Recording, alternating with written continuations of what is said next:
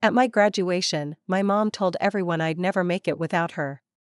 Later, I opened the envelope and read aloud, "To the winner of the $250,000 innovation grant," while she froze.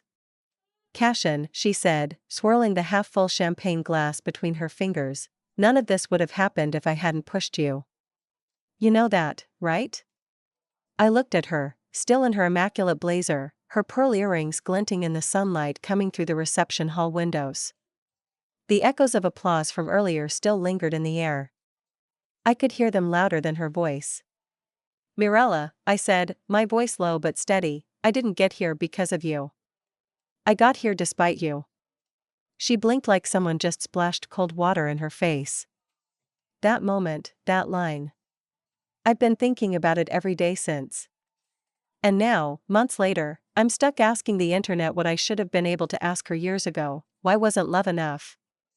Why wasn't I enough unless I was doing things her way?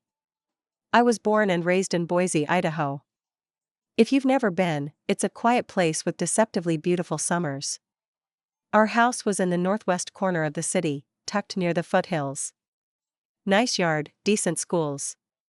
From the outside, it looked like any other middle-class family. But inside, things were always calculated. My mom, Mirella, was the type of parent who didn't yell, didn't drink, didn't leave bruises. But her grip on our lives was suffocating in a way that left no visible marks, just this slow, steady erosion of self-worth. My dad left when I was 10. I still remember the night. No big fight. No slammed doors. Just the quiet click of a suitcase zipper in the hallway and the hum of his car disappearing downhill road. I was sitting on the staircase watching him go. He didn't look back. After that, it was just the two of us. Well, 3, if you count her expectations. Mirella took single motherhood and turned it into her personality. She'd go on about how much she sacrificed, how she could have had a career, how she gave everything up for me. At every school function, she introduced herself like the general of some invisible army. Cashin's mother. Yes, just me. All on my own. And look how well he's done. Except I hadn't done anything yet. At least, not by her standards. She had a very specific image of what success looked like: clean-cut, obedient son. Local college. Degree in something practical. Job at an accounting firm. A condo within 10 miles of her. Family dinners every Sunday. Respectable. Predictable. Contained. I knew from a young age that I was not going to give her that life. I loved building things. Not just Legos or model cars, but systems. Machines that did something, even if it was stupid or pointless. By high school, I was spending weekends fiddling with robotics kits and coding mini interfaces for them. I didn't go to parties. I wasn't athletic. I lived in my garage with circuit boards and half-finished ideas. She hated it. Called it a waste of time. She'd walk in with laundry and say things like, "You really think playing with toys is going to get you into college?" When I got into Stanford, I told her over dinner. She didn't congratulate me. She laughed. "Cashin," she said, buttering a dinner roll. "Be serious." "I am serious." I applied. I got in. She just shook her head like I told her I'd decided to become an astronaut. With what money? And even if you could go, you'd crash and burn. You're not ready for that kind of pressure. I got a partial scholarship. Enough to make it doable if I took on a job and budgeted. I showed her the award letter. She waved it off like it was a coupon for yogurt. "Boise State makes more sense," she said. "Live at home, save money. You'll thank me later." I didn't thank her. I packed my bags and left. She drove me to the airport in silence. Didn't help me check my luggage. Didn't hug me goodbye. Her last words were, "Don't come crawling back when it all falls apart." I didn't answer. I just walked toward security and didn't look back. Stanford wasn't easy. I was broke, tired, and constantly on the edge of burnout. I worked late-night custodial shifts on campus. I spent more time in labs than in bed. My meals were protein bars and the occasional stolen muffin from the library cafe. But I loved it. I was finally surrounded by people who thought like I did. My weird ideas weren't weird anymore. They were fascinating, useful. And slowly, for the first time, I started believing I could make something that mattered. Junior year, I got obsessed with an idea. What if we could create a prosthetic that learned how someone walked? Adjusted to their stride in real time? I spent every spare hour working on a prototype. I worked through winter break, while most people went home. I didn't even tell Morella I wasn't coming back. By senior year, I had a working model and submitted it to the Newton Innovation Foundation. They ran an annual competition for students who built tech with social impact. The prize was $250,000 and support from a panel of engineers and clinicians. It was a long shot. But I sent it in anyway. A month before graduation, I got an email. I was a finalist. They asked if I could attend the announcement in person. I didn't tell Morella. Why would I? She wasn't interested in my life unless it was about proving she was right. But then I got a text. Just one line, "I'll be at your graduation. Don't embarrass me." I'll stop here for now because the rest is. Well, it gets complicated. But I can already feel the question building: should I try to repair this relationship now that things are going well? Now that I succeeded, does that mean she was right all along, or does it just prove I never needed her? Part of me wants her to be proud. Part of me still wants to hear her say, "You did it. I'm sorry I didn't believe in you." But another part of me wonders, what do you do when the person who should have lifted you up was the one holding you back the whole time?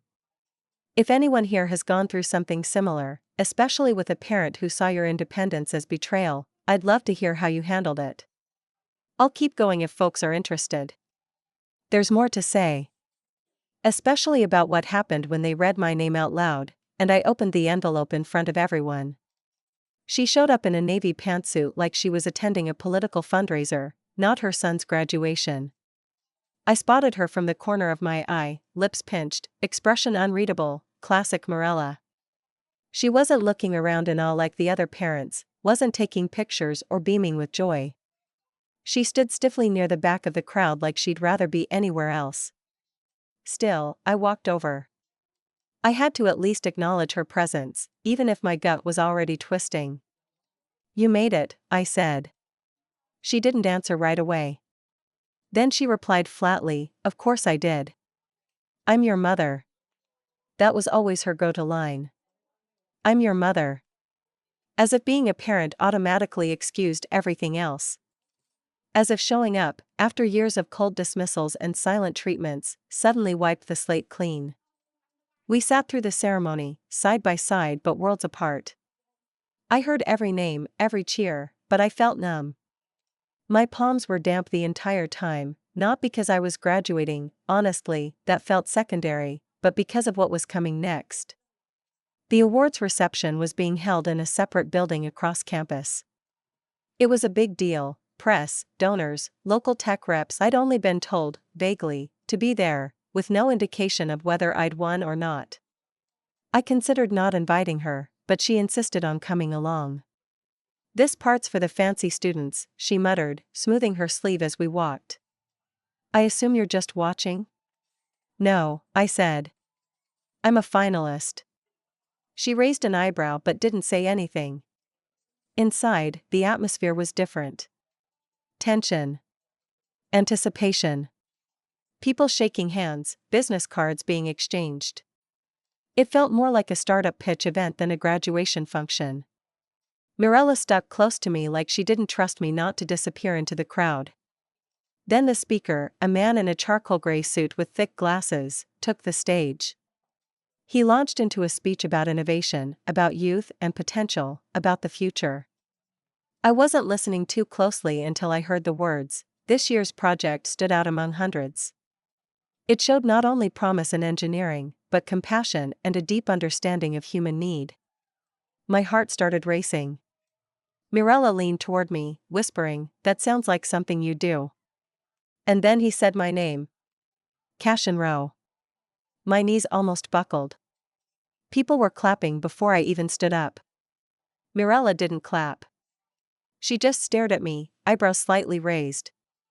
I walked to the front, feeling lightheaded, my body moving before my brain could catch up. They handed me an envelope. Gold seal. Heavy. I knew what was inside, but I needed to say it out loud. I looked out at the crowd. I spotted her, standing now.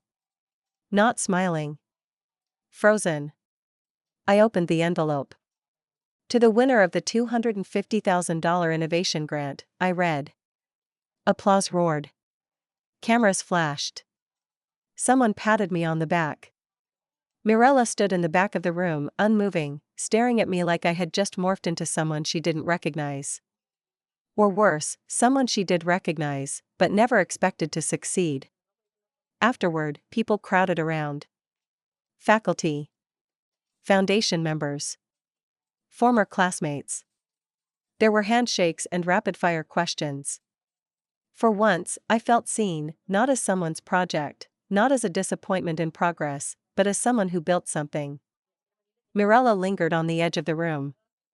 She didn't approach until the noise started to die down. "You could have told me," she said, voice flat. "You could have believed in me," I replied. There was a pause. She glanced down at the envelope in my hand like it was radioactive. "You think I was wrong? I think you were scared. And instead of dealing with your own fear, you made it mine." She looked at me for a long time. No tears. No apology. Just that unreadable stare. Then she said, "You always did have a streak of drama." That was her way of acknowledging she was uncomfortable. That I had stepped out of the role she wrote for me. We didn't talk much after that. She left early, muttering something about traffic. I didn't stop her. Over the next few weeks, things moved quickly. Press interviews. Follow-up meetings. I found myself in conversations about funding and scaling and clinical partnerships. I moved to Oakland to work more closely with some of the hospitals that expressed interest in the prosthetic. Mirella texted occasionally. Short messages. "Saw your interview on local news." Or, "Your aunt called. She's proud of you." Or the worst of them all, "You know, I always said you had potential." That last one stuck with me for a while. Because no, she didn't. Not in a way that mattered. Not in a way that made me feel safe or supported or seen. What's hard to explain to people who've never been in that kind of relationship is how insidious it is. Mirella didn't beat me or scream at me. She didn't forbid me from chasing my dreams. She just drained them. Bit by bit. With doubt, with backhanded praise, with fear disguised as love. Every compliment came with a warning. Every achievement came with a reminder of how fragile success was. How easily it could vanish. How I would never make it without her. And now? Now that I had made it, without her, I didn't know what to do with her. She wasn't raging. She wasn't bitter. But she wasn't proud in the way a parent should be either. It felt like she was confused by her own irrelevance. She had spent so long building the idea that I needed her guidance, her protection, her control. And now I was 27, self-sufficient, respected in my field, doing meaningful work, and none of it had anything to do with her. So now she's orbiting. Close enough to take credit if it suits her, but never close enough to offer real connection. And I don't know how to navigate that. I don't know if it's healthier to keep her at arm's length or to try, one last time, to build a relationship that was never really there to begin with. I don't even know what I want from her. An apology? Recognition? Or maybe just silence? I'm still working through it. She sent the message 3 days ago. "Your cousin said you're in some magazine now. You could have told me. I still have that picture of you in your science fair t-shirt. I always knew you were going to do something big." I read it and stared at it for 10 minutes. It was her style, sentimental but surgical. A vague compliment tied to the past, polished with a hint of rewritten history. A retroactive "I believed in you" that somehow made her the hero of the story again. I didn't respond. I didn't know how to. I don't think she even realizes how much it still stings, how every little message like that opens up a small wound I thought had scarred over. But then again, maybe she does know. Maybe that's the point. The hardest part in all of this hasn't been the struggle to get where I am. It's the emotional whiplash of trying to reconcile who my mother is with who I needed her to be. Because when you succeed in spite of someone, especially someone who raised you, it doesn't feel like triumph. It feels like grief in disguise. I've been talking to my therapist. Yes, I finally started seeing one regularly after graduation. Her name's Pilar, and she's helping me unpack a lot of stuff I didn't even realize I was carrying. One of the first things she told me was, "Your mother is likely incapable of offering you the kind of support you're seeking. You might never get the apology or acknowledgement you deserve." It hit me like a gut punch. And maybe that's why I'm writing all this now. Because I'm still holding out hope that I'm wrong. That maybe, just maybe, there's something more inside her. Some part of her that knows what she did. Some part that wants to say the words that matter, not just recite lines from the same old playbook. Last week, something strange happened. One of my old high school classmates, Jarrell, messaged me on LinkedIn. We weren't close back then, but he congratulated me on the grant and asked if I'd be willing to speak at a community youth event in Boise. They were bringing in local success stories to inspire students who didn't feel seen. He said, "A lot of these kids don't have anyone in their corner. Thought you'd be the perfect person to speak to." The idea stopped me cold. Me? Go back to Boise? Stand in front of a group of teens and talk about resilience? About not giving up? Would Mirella hear about it? Would she try to come? Would she try to hijack it, like she did at graduation? I told Jarrell I'd think about it. I haven't answered yet. I keep picturing myself standing on that little auditorium stage in our old school's gym, trying to put into words what it means to grow up with a parent who measures love by obedience. Who sees your independence as betrayal? Who only celebrates you when you're winning, but even then, only from a safe distance, and only if they can rewrite the story to include themselves as the reason for your success. And I don't know how I'd tell those kids the truth without sounding bitter or broken. Because the truth is, I am a little bitter. And I was broken. And it took years of quiet, invisible work to rebuild myself into someone who could stand on his own and say, "I'm proud of what I've done." But I also want those kids to hear the rest of it, that you don't have to hate someone to decide they can't be part of your healing. That sometimes the people who raised you just don't have the capacity to love the way you needed. That it's not your job to teach them how. About 2 weeks after graduation, Mirella sent a package. No note. Just a small box with an old photo album inside, dusty and worn. Inside were pictures I hadn't seen in years. Me in a cardboard robot costume. Me holding up a certificate from the state science fair. Me sitting on the floor surrounded by wires and toy motors. And her. Always behind me. Watching. Smiling. Holding the camera. I don't know what she meant by sending it. Maybe it was an apology in her own way. Maybe it was a reminder. Maybe it was neither. But looking through those photos stirred something I hadn't expected. I remembered how, for a short time, before control, before expectations, there was love. Or at least the attempt. And that's the cruel part of complicated relationships. There are always just enough good memories to make you doubt yourself. Just enough sweetness to undercut the bitterness. Just enough to make you wonder, was it really that bad?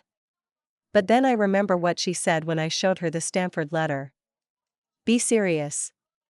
I remember the look on her face when I opened that envelope at graduation, not joy, not awe, but shock. Like I'd somehow rewritten a script she'd spent my entire life perfecting.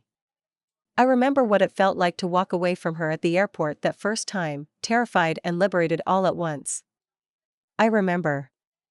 A few days after the package arrived, I found myself sitting at the edge of my bed, the photo album still unopened in my lap. It felt heavier than it should have, like it had absorbed the weight of everything unsaid between us. My thumb hovered over the corner, hesitating before turning the first page again. There we were, me in the garage, surrounded by scattered batteries and dismantled toys. Her in the background, caught in the reflection of a window, holding a cup of tea and watching. She wasn't smiling in that one. Just observing.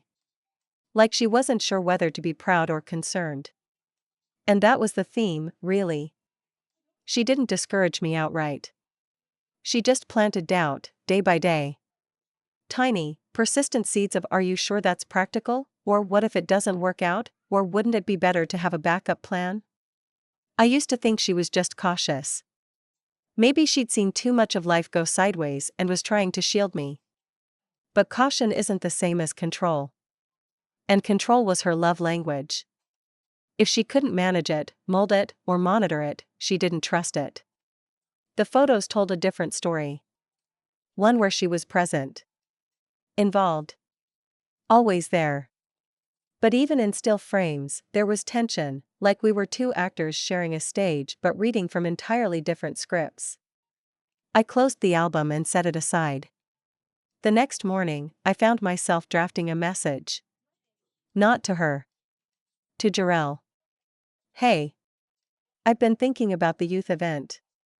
I think I'd like to come back and speak. Let me know what dates you're looking at. I hit send before I could second guess myself. A few minutes later, he replied. That's amazing, Cashin. We'd love to have you. And just like that, I'd committed to going back. Not for Morella. Not to prove anything. Not even to confront the past. I wanted those kids to see someone who got out. Someone who didn't have it figured out right away. Someone who stumbled, got pushed down, and still managed to get up. Someone who knew what it felt like to succeed in a room full of people who never thought he would. But as the day crept closer, I found myself circling the same question over and over again: should I tell her I'm coming? Pilar, my therapist, asked me what I expected from her. I don't know, I said. Maybe I want her to come. Maybe I want her to finally see me as I am, not as she imagined I'd be. Or maybe, Pilar said gently, you want her to show up for you, not the version of you that fits her mold. She was right. I didn't need her approval anymore. But a part of me still wanted her to choose me. Not because she wanted credit. Not because she needed to be included. But because she wanted to support me on my terms. A few nights before the event, I sat at my desk with my phone in my hand. Her number pulled up. Not calling. Just staring at the screen. Instead of dialing, I typed, I'm coming back to Boise next week. I'd been invited to speak at a youth event at the high school. Thought you should know. And then I added, after a long pause, you don't have to come. But if you want to, I'll save you a seat. I didn't send it right away. I left it sitting in drafts for a full day.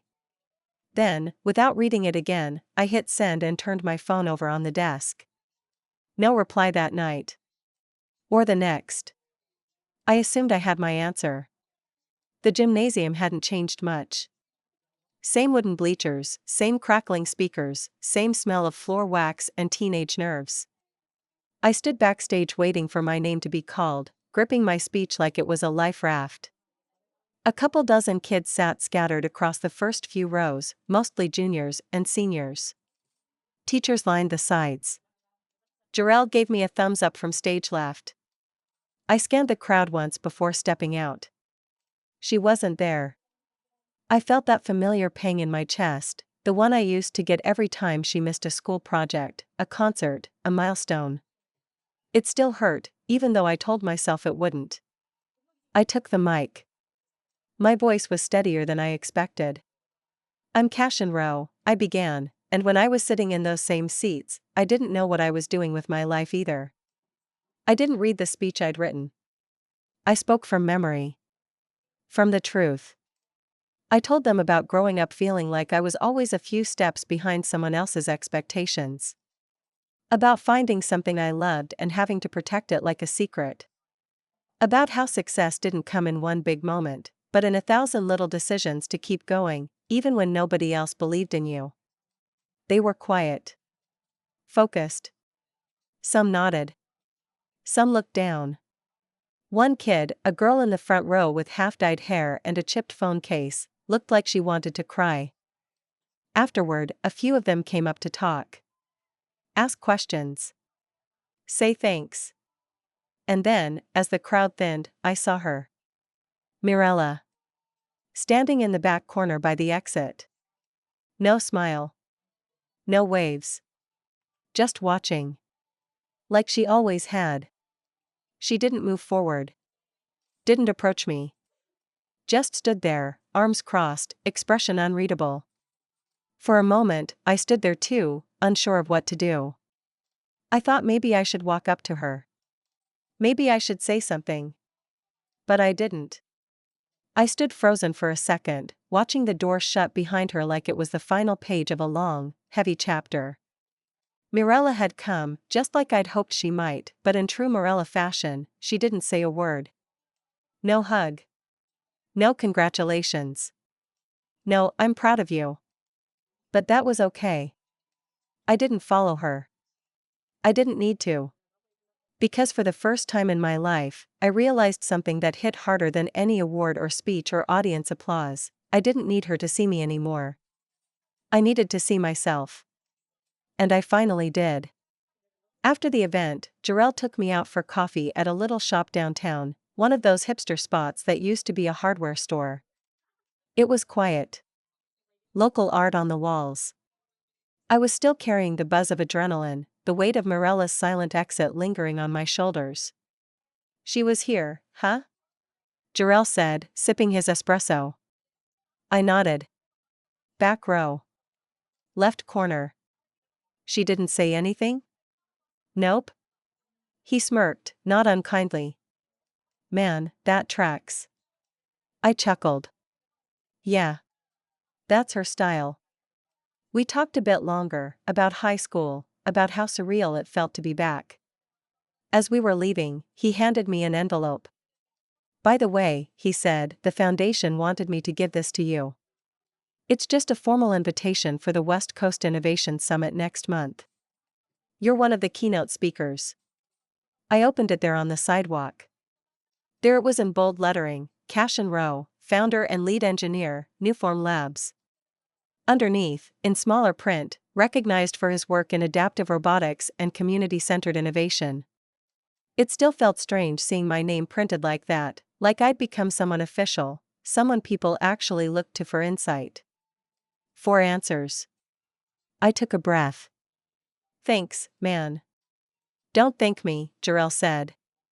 You did the work. And he was right. A few weeks later, back in Oakland, I received a voicemail. Unknown number. But I knew the voice immediately. Cashin. It's your mother. The pause between her words was long and deliberate, like she was trying to choreograph emotion she wasn't used to expressing. I was at your speech. I saw everything. The kids. They listened to you. You've done something I never imagined. And I want you to know.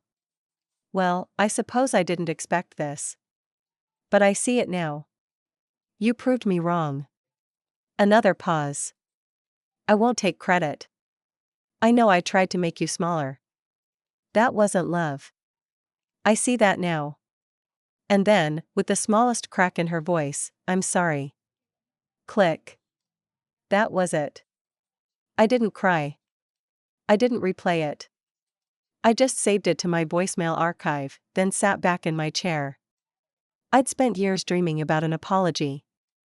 Fantasizing about what it might feel like to hear it from her. Wondering if it would finally untangle the knots in my chest. And when it finally came? It felt quiet. Clean. Like the click of a final puzzle piece sliding into place, not explosive or emotional. Just satisfying. But I didn't call her back. Instead, I went back to work. The company took off faster than I imagined. We were featured in Wired, Forbes, and eventually even landed a TED Talk invite. Clinics across the country were contacting us, and one of our early trial patients, a 9-year-old named Amir who lost his leg in a car accident, sent us a video of himself running for the first time in 3 years. His mom was crying in the background. I watched that video 5 times. That's what it was about. Not Morella. Not revenge. Not proving anything to anyone. It was about making something good. Something real. But revenge? Yeah, I got it. In the form of my mom watching me from the back of a gymnasium, surrounded by people who respected me, who believed in me. People who knew me for what I built, not what I should have been. She stood in that room full of affirmation and realized she hadn't given me any of it.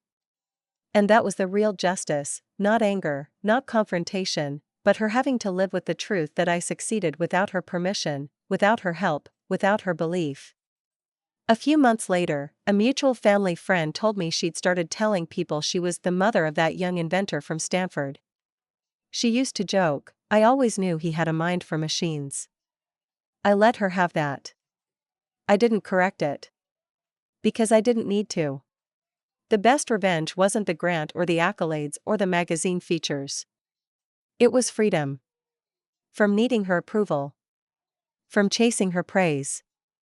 From carrying the weight of her doubt. And that was the ending I gave myself.